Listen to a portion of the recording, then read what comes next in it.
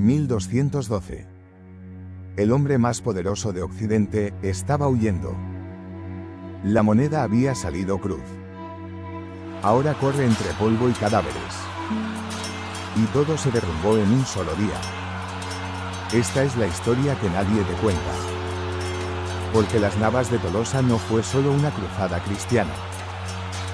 Fue el día en que el imperio almohade empezó a quebrarse.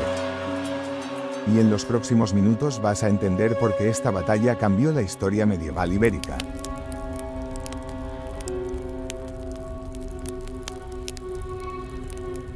Pero para entender este cataclismo hay que retroceder.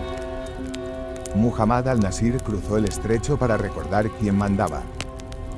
Su imperio dominaba desde el Magreb hasta la península. Y, sobre todo, dominaba el miedo. Durante años, los almohades parecían invencibles. Y tenían motivos. En Alarcos aplastaron a Castilla. Alfonso VIII escapó por poco. Miles murieron. Ciudades enteras temblaron. Y en los reinos cristianos, el miedo solo dejaba una pregunta. ¿Qué pasará cuando vuelvan? Y solo tenían la certeza que las puertas del infierno se desatarían sobre ellos, temían que ese día llegara. Y el infierno llegó. Mientras, Muhammad al-Nasir creció escuchando esa victoria como una leyenda familiar. Casi como un derecho de sangre. Para él, Castilla no era un enemigo. Era un trámite, una provincia molesta. Que pronto volvería al redil de su imperio. Y en 1212, para él, aquello era casi unas vacaciones. No trajo un ejército. Trajo un imperio. Guerreros del Magreb. Voluntarios de la yihad, caballería pesada. Arqueros, mercenarios. Era la Guerra Santa. Y hay un detalle que repiten todas las crónicas, el califa viajaba con más lujo que muchos reyes europeos. Y con él, la élite absoluta, la Guardia Negra. Hombres entrenados para morir antes de que alguien tocara un solo pelo del califa. Pero detrás de ese lujo, el mensaje era claro. Esto no es una campaña. Es una exhibición de poder.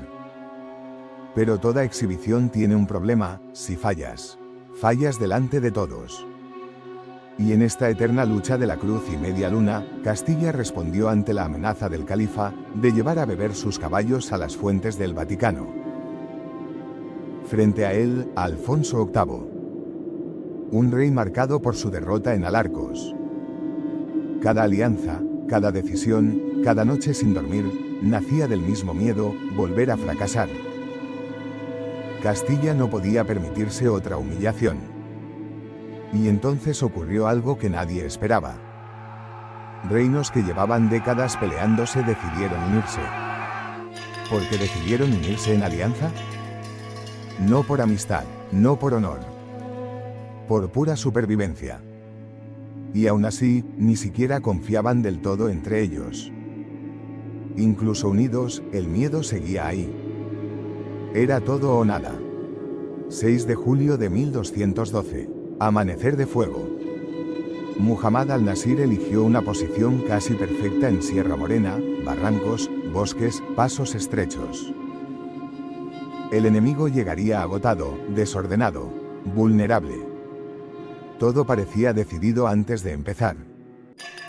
Y ahí cometió el error más peligroso que puede cometer un hombre poderoso, creérselo. Cuando dejas de temer perder, te vuelves ciego. Así, hubo un detalle pequeño. Suficiente para romper un plan perfecto. Un pastor. Un hombre que conocía las montañas como la palma de su mano.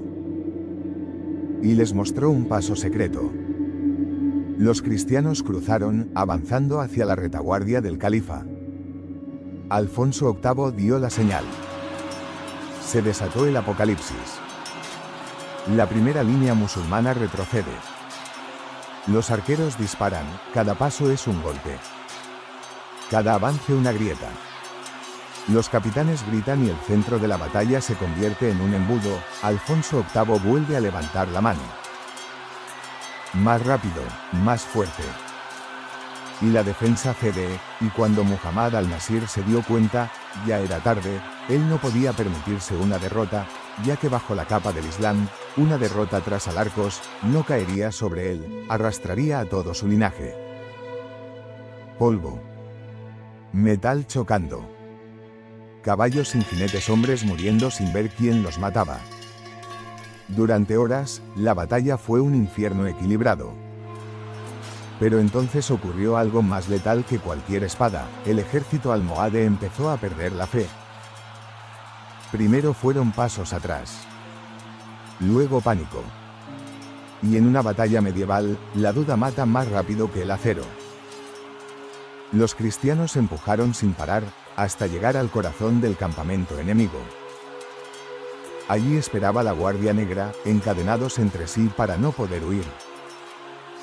Su misión era simple, morir antes que retroceder. Y murieron. Pero no fue suficiente. La línea se rompió. Y en ese instante, Muhammad al-Nasir entendió algo que jamás había imaginado: su imperio podía caer. Entonces huyó.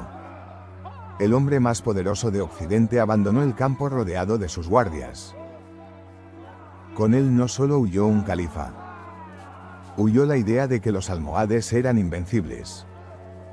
El imperio sobrevivió unos años más. Pero nunca se recuperó. Muhammad al-Nasir regresó derrotado a África y murió poco después.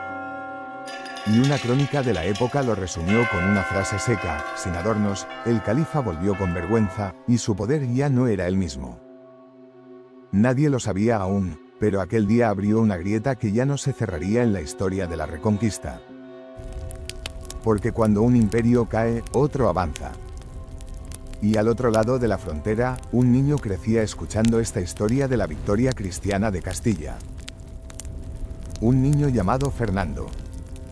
El rey que cambiaría para siempre el destino de España. El rey que conquistaría Sevilla. Las Navas fue el principio del fin. Lo que viene ahora es la caída definitiva. Próximo capítulo: Objetivo Sevilla, la llave de todo.